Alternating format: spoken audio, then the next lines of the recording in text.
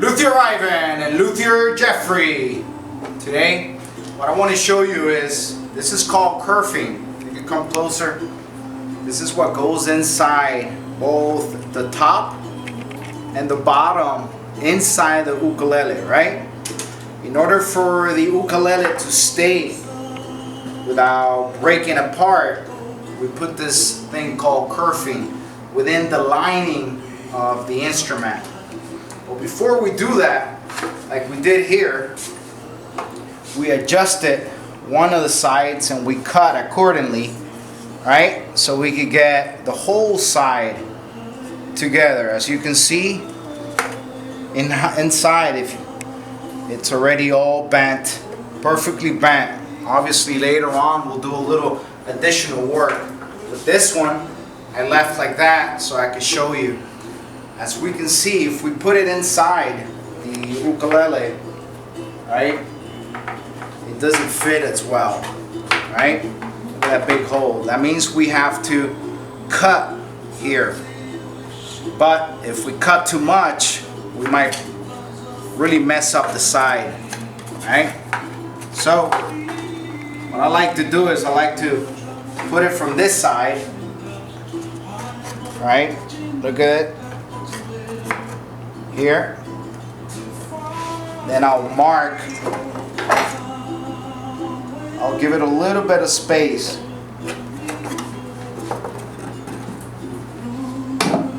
I'll go ahead and square it. I'll give it a little more length, all right, in case there's human error, since obviously this is handcrafted. I don't have an amazing CNC machine, nor do I want one,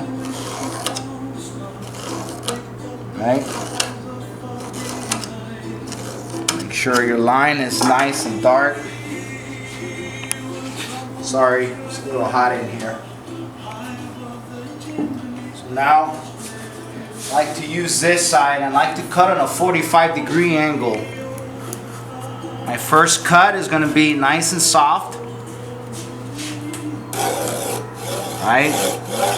You don't want to cut any sides. I don't care if it's ukuleles, classical guitars. At a 90-degree angle, it puts way too much strain on the sides, and we're already talking about a 1.8 millimeter thickness, and as we continue to sand, it actually goes up to like 1.2, 1.3 if we're lucky. That's real thin. Continue cutting here at a 45-degree angle. That's going to avoid the tension so we don't crack the whole side. Take your time. Right? We'll cut here. Now we'll use, this is what we call in Spanish, una paleta, or just a nice straight sand block. Do a little bit here. Make sure it doesn't have to be perfect, since this is not the last step before we enclose the instrument.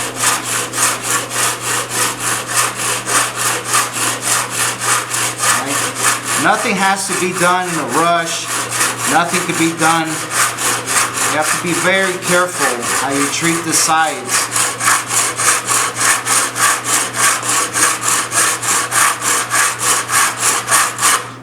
Alright, so now we'll go ahead and adjust again. Now we'll do our first.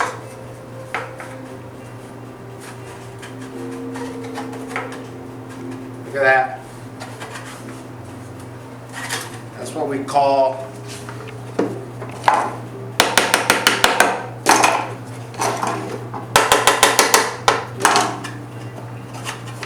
as you can see, obviously I've been doing this for a while, so it comes out on the first time. But we'll give it a little bit more.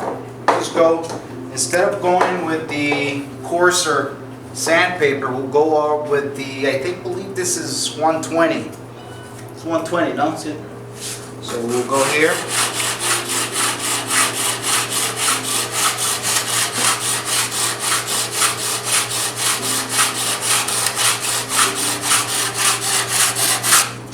a little bit with the coarser one.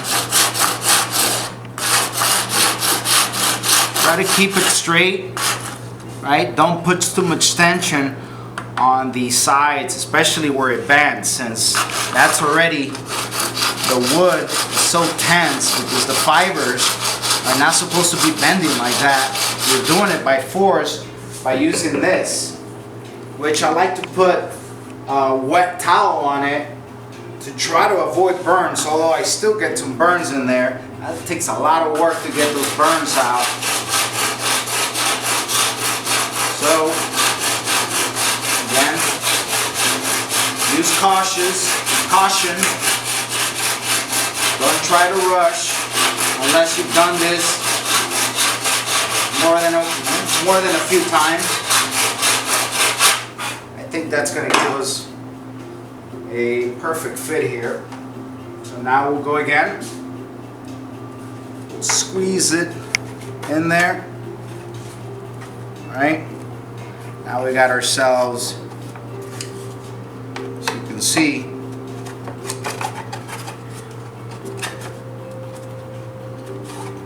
I think it's perfect there. Now if I press it, obviously I'm going to press it. Oh, look what I got. Thank you. Look at my new toy, StewMac. You guys made some really nice stuff. I appreciate it. Although it's not cheap. You guys, if you're a member of their shipping and stuff, they give you free shipping. I believe I spoke to a guy, Bill, super nice. StewMac, you guys are classy. So now that we have the top part, now we want to go ahead and see how we can cut the bottom. In Spanish we call this la culata, right? Which is the bottom side of the instrument. So you can see we're overlapping a little bit over the middle, right? Again, we'll squeeze it in there. We got to make sure it's on top of the ukulele. We can see we're off right here a little bit, so we could, if we want, we could already mark this one and mark that one as well. So we'll mark it on the top, we'll mark it on the bottom. Again, we'll take this one out. Right, so we'll get our square. We already see our mark is here. Right. So we'll do a nice little line here. Keep it as straight as possible.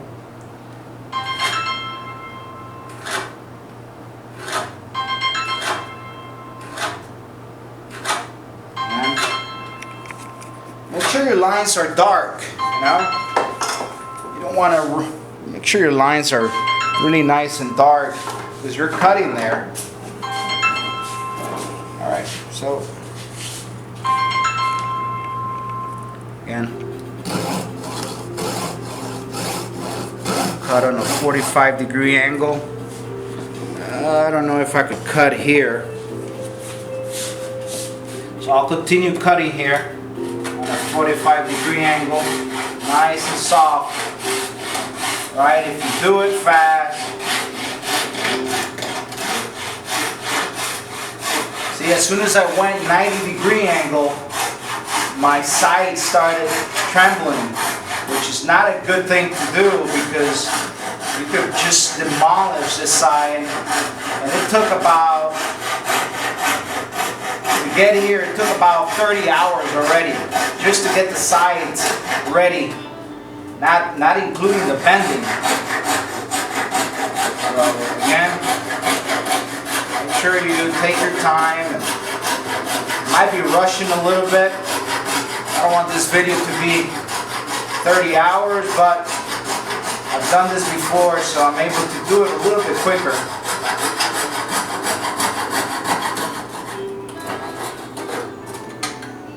Right? See what happened there? Then 45. Take your time.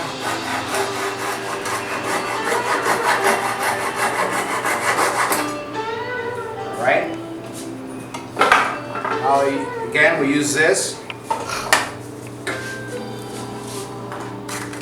You could free-handed if you want.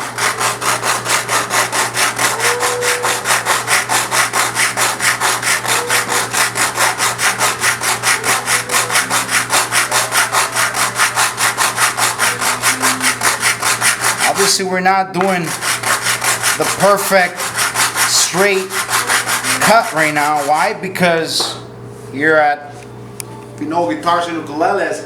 We like to do little designs on the back. So obviously, we're going to cut more from the bottom.